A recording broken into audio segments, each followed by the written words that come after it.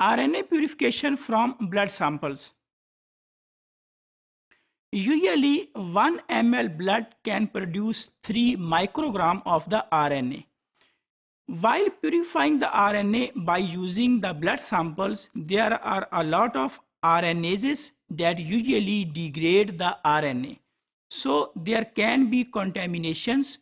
All the equipments and all the tubes that are used for purification of RNA while using the blood samples, they should be sterilized and they should be RNase free. Means there should not be any kind of the RNase enzyme that can degrade the RNA.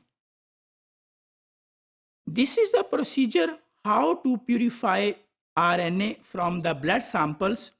The first step is to collect the nuclei or the pellet of the white blood cells. So this procedure describes that how we can collect the nuclei of the white blood cells. So this is the first step for purification of RNA from the blood samples.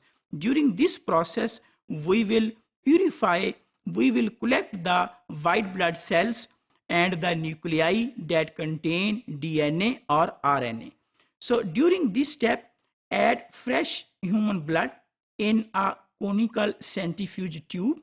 Then there is addition of RBC lysis buffer, red blood cells, because the first step while purification of the RNA is to destroy or to lyse the red blood cells, because red blood cells do not contain DNA or RNA.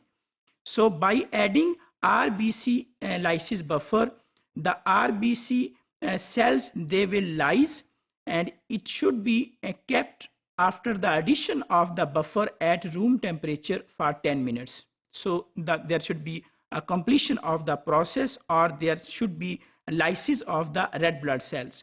Once they are lysed, then the pellet cells by centrifugation, that can be at approximately 14,000 rpm for 10 minutes.